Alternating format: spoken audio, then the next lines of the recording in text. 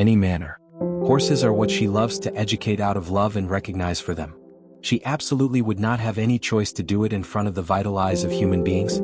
That night, after an afternoon of sideways glances and whispered judgments, Madison found an envelope waiting for her on the door of her own family's barn. Inside turned into a letter from Henry Miles, a properly reputable horse instructor nationwide, with humane and progressive strategies.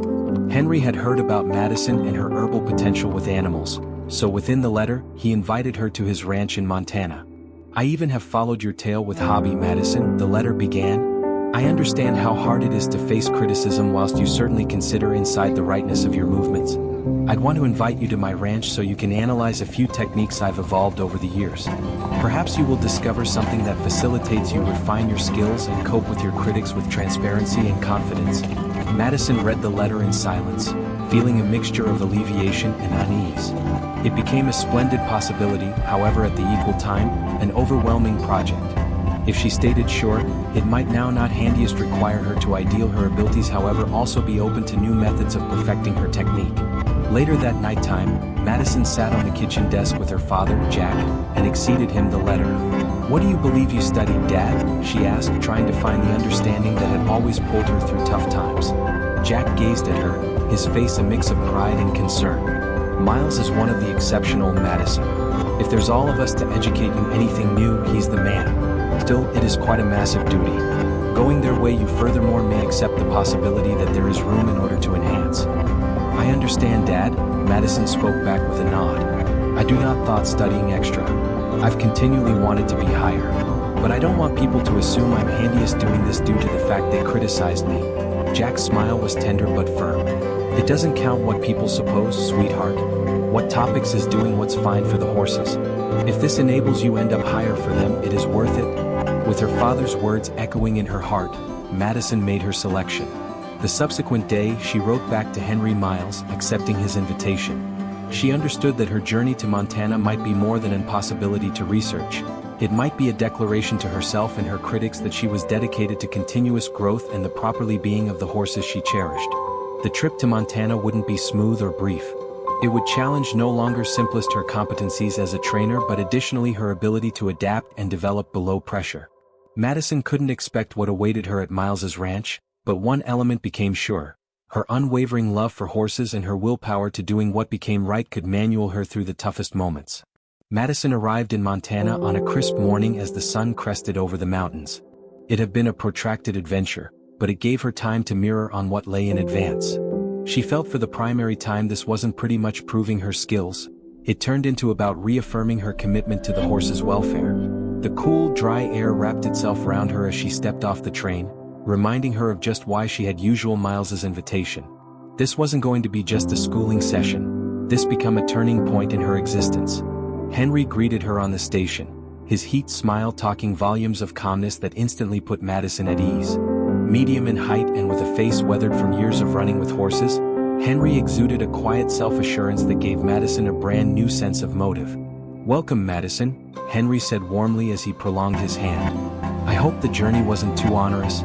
Madison managed a mild smile, her nerves nevertheless taut with anticipation. "It become a piece long," she admitted, "but I'm ready to analyze." On the way to the ranch, Henry had pointed out his philosophy on training horses. For him, it changed into all approximately endurance and remark. "Horses aren't simply animals which you command," he said because the truck rumbled down the dust avenue in front of them. "They determine while they may be prepared. All we do is show them." Henry's ranch unfolded before them a significant, rolling expanse of hills and open pasture. Horses that ran freely in paddocks had been accommodated in a large, worn, wood solid. The peacefulness of this place wrapped around Madison like a warm blanket, as if deep within herself, she knew this was in which she had to be. "I actually have heard about what you probably did with Shadow," Henry stated as they were given out of the truck. "But I'd like to see how you figured the way you hook up with them." Madison nodded, absolutely conscious that this was her danger to prove that her bond with Shadow was no mere fluke, as a few had advised. Henry led her to one of the corrals, where a placing chestnut horse named Comet moved with cautious beauty. Comet, Henry had said, had a history of maltreatment and became consequently flighty and touchy to address. "You do not need to do something special," Henry said, handing her a lasso. "Just display me the way you approach him." Taking a deep breath, Madison stepped into the corral with the equal calmness she'd shown with Shadow. She failed to rush to capture Comet or raise her voice. Instead, she permitted the horse note her presence, giving him the time to sense that she posed no chance. Gradually, Comet reduced his head, sniffing the air around her. Madison stood her ground, comfortable but unwavering. Minutes later, Comet allowed her to gently stroke his neck. It turned into a small victory, however for Madison, moments of accept as true with like those have been the entirety. Henry watched in silence, nodding approvingly. "You've got a gift, Madison," he finally said. "But what I admire maximum is which you're not in a hurry. That's something too many running shoes neglect. The days that accompanied have been a whirlwind of learning." Madison settled the techniques she already knew and observed new approaches to approach horses, always keeping their emotional and intellectual nicely being in mind. Henry presented steerage however allowed her the freedom to broaden her own fashion, a gesture Madison deeply appreciated. However, the outside world loomed ever large. Social media buzzed with divided evaluations.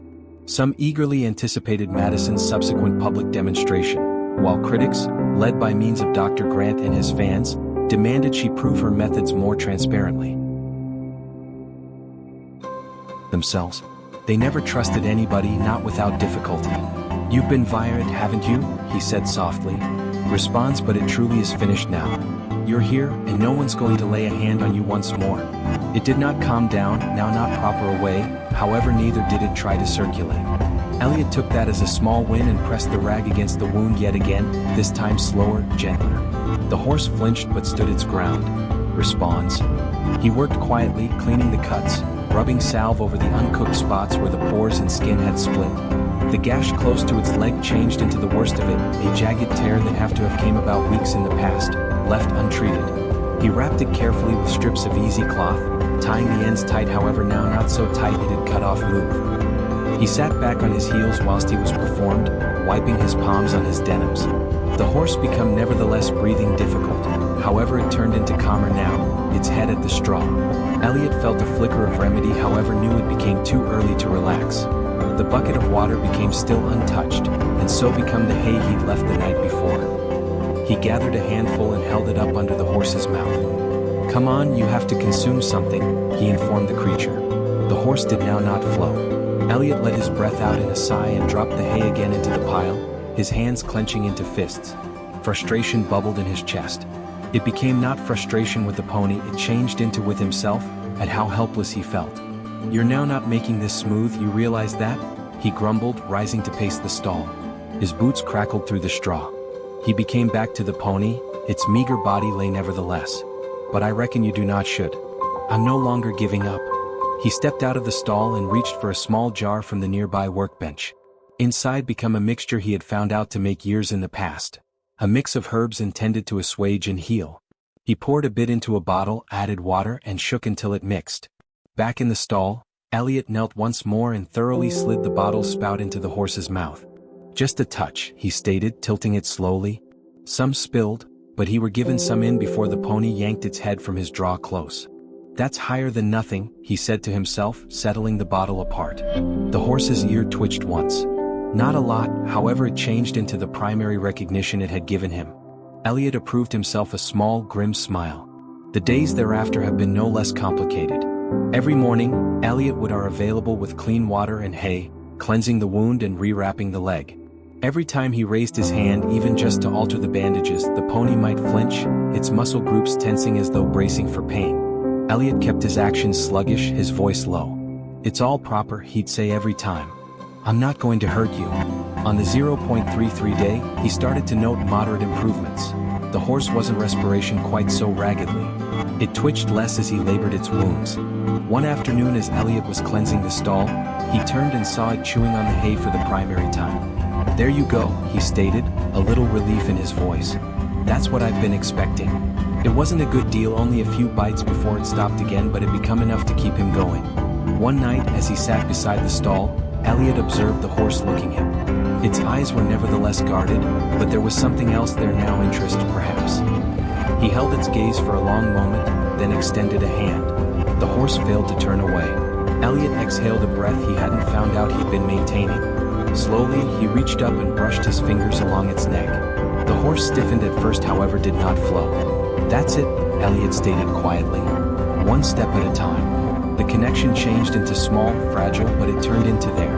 And for the primary time when you consider that stormy night, Elliot felt hope. For weeks they had observed the same. Every morning, Elliot had delivered meals and water, tended the wounds, and then sat with the pony, talking softly, approximately, not anything mainly. At first, it had slightly acknowledged him, its body annoying, its eyes darting to every movement as though expecting a blow. But each day the anxiety lessened. Each day it appeared to consider him a touch greater. "You're searching higher," Elliot stated out loud, the sound low, or even earlier than he leaned lower back against the stall wall, weight settling. "Still thin as a rail, however I'd say you bought a piece more hearth in you. Not what you'd admit it." The horse's ears flicked again, and this time he turned his head slightly in the direction of him. Elliot's chest tightened on the sight. That became the primary time it had ever regarded directly at him, unafraid. "Well, I'll be," he whispered. "You really are coming around, huh?" It wasn't a good deal, a moderate exchange in posture, a faint glow inside the one's eyes that had once been blank, but it turned into enough to fill Elliot with a silent sense of triumph. He allowed the moment linger on earlier than he started working, his moves careful and deliberate. He wiped clean the leg wound first, discarding old bandages and applying new ones. The horse stiffened, however didn't turn away. When he reached for the salve to apply to a cut alongside its shoulder, it stood flawlessly still. "You're a tough one," Elliot muttered, tying off the ultimate bandage. "Guess that makes people." The turning point got here later that afternoon. Elliot had just finished his chores and decided to sit down with the pony for some time. He delivered a small stool into the stall and lowered himself onto it, leaning his elbows on his knees. The horse became calmer now, its frame now not trembling with each shift of weight. Elliot sat in silence, letting the quiet settle between them. Then, without warning, the pony advanced a unmarried tentative step. It paused, its ears flicking nervously, then took some other. Before Elliot could react, it closed the gap among them, reducing its head and urgent it towards his shoulder. For a second, Elliot iced up, his breath catching in his chest. The warmth of the pony's head towards him changed into startling, nearly surreal. Slowly, he raised his hand and laid it on the neck of the animal, its coat coarse and jagged, but under it a pulse of consistent lifestyles, a robust and resilient heartbeat. "Well, I'll be damned," he whispered, "take a look at you. Brave as can be." The horse just stayed that way for a few minutes, its body slack, breathing calm. When it sooner or later pulled away, Elliot smiled, a small, quiet smile that reached his tired eyes. He had recognized his honest percentage of struggles in existence, but this moment felt like a victory unlike every other. From that day on, the horse changed. It did not turn away anymore each time Elliot entered the stall. It started to nuzzle him gently while he brought meals, and it even allowed him to stroke its mane without flinching. The walls of fear and distrust it had constructed around itself were slowly crumbling, changed by using something fragile however real. The trade did not go overlooked through the pals. One morning, whilst Elliot began brushing the horse's coat, the familiar voice of Carmen known as out from the barn door. "Elliot, isn't always that the same sorry critter you dragged in from that hurricane? Scarcely may want to understand it." Elliot grew to become closer to her, swiping his palm on his jeans.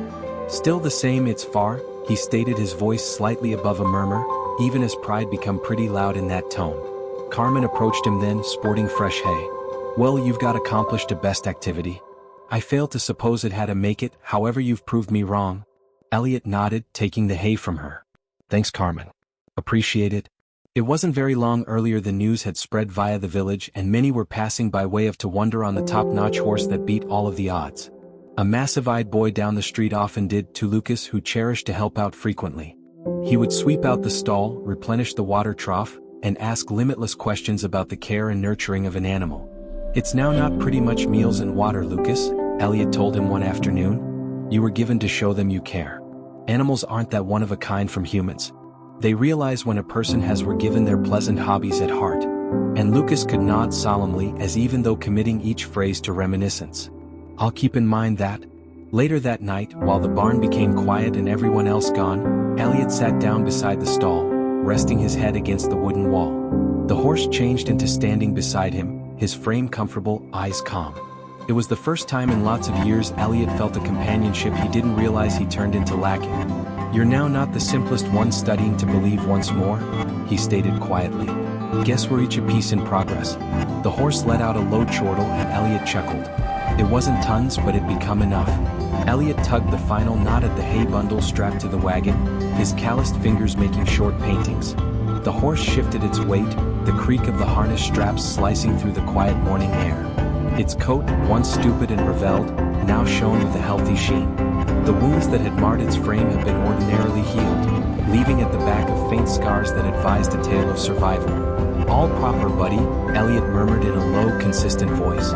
"Let's get this load to Carmen before the sun comes to a decision to make us work more difficult." It became remarkable how a long way the pony had come. Once barely able to stand, it now walked with assured stride, its muscular tissues stronger day by day. Elliot had been tending this horse with unchanging endurance for weeks now. He had watched its harm gradually heal as it regained the will to live. Now the pony had grown into much more than only an accomplice. It turned into a partner, eager to proportion in the work that stuffed Elliot's days. Soon he started giving the pony small duties inside the village, hauling water barrels, bundles of firewood, and components for neighbors. Each time, the horse would upward thrust to the venture with quiet determination, as if it knew its new motive became to assist others. This morning, the journey via the village became little unique from maximum of past due. A quiet, regular rhythm of hooves on gravel, punctuated through the greetings of passers-by. Carmen became looking ahead to them at her gate, flour dusting her apron. "Elliot, you are a godsend in reality." She bustled forward to help him in the unloading, her eyes catching sight of the horse and a softening within her expression. "And observe this one. Strong as an ox and twice as decided." Elliot smiled faintly, laying a hand on the horse's neck. He's were given a variety of combat in him. Just wished a person to remind him it changed into nonetheless there. The exchange within the horse did not cross unnoticed with the aid of the villagers, who gradually started out to treat Elliot with exclusive eyes. No longer changed into he simply that one guy who never spoke tons. He become willing to assist all of us and had determined his energy in searching after the creature that turned into once beyond being stored.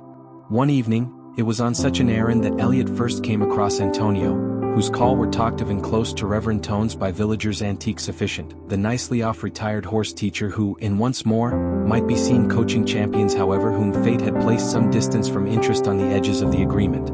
Elliot were turning in a load of firewood to Antonio's domestic whilst the older guy stepped out onto his porch and eyed the pony with an intensity that took Elliot by using wonder.